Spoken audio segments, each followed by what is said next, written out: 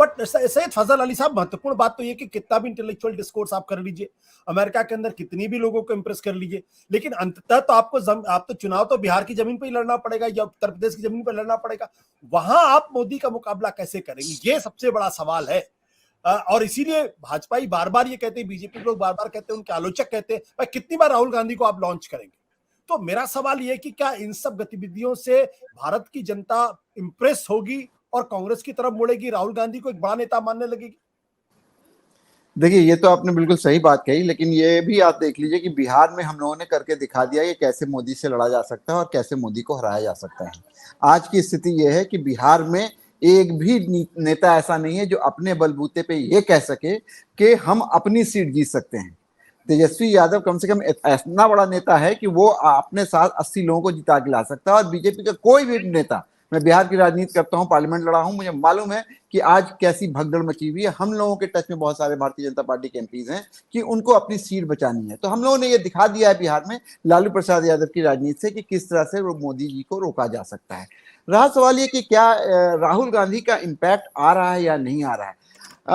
देखिए, अगर इम्पैक्ट नहीं आ रहा होता तो ये इतने बेचैन नहीं होते। अगर ये इम्पैक्ट नहीं कर रहे होते राहुल गांधी तो कर्नाटका इस तरह से इतनी कन्विंसिंग विक्ट्री नहीं होती। अगर इम्पैक्ट नहीं कर रहे होते तो इनका इंटरनल सर्वे जो अभी आया मध्य प्रदेश में वो इनको विचलित नहीं कर रहा होता। अगर राहुल गांधी का ग्रेजुअल बट स्टीडी अगर ग्राफ ऊपर नहीं जाता हो रहा होता तो राजस्थान में ये परेशान नहीं होते।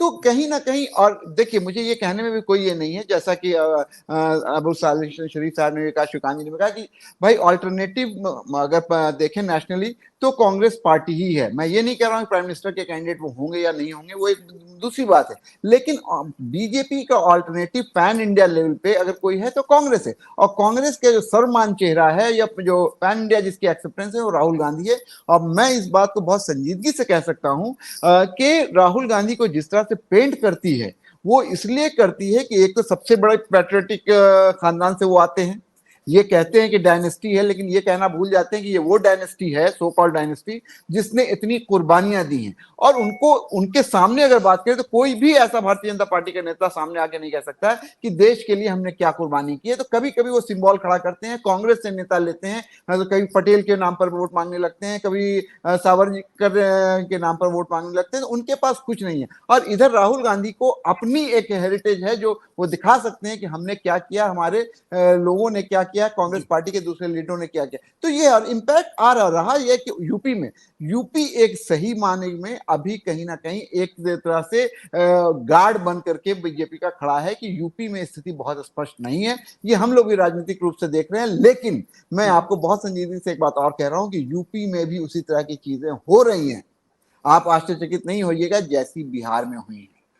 तो ये हो रहा है और उसकी आवाजें भी आ रही हैं। और जिस तरह से ममता बनर्जी ने 200 सीट की बात करी तो कहीं ना कहीं उन्होंने भी कहा she is open to talks. तो ये सारी चीजें हो रही हैं। और अगर ये होगा तो हमको ये बात नहीं भूलनी चाहिए कि आज भी भारत का 67% जो इलेक्टोरेट है या जनता है वो भारतीय जनता पार्टी की आइडियोलॉजी के विरोध में खड़ी है। और ये बिहार के हद तक साबित भी हो चुका है, अभी कर्नाटका में भी साबित हुआ, हर जगह साबित होगा। Rahul Gandhi is the real threat to Modi and his brand of politics, इसमें कहीं कोई दो राय नहीं। सत्य हिंदी का ऐप डाउनलोड करें गूगल प्ले स्टोर पर।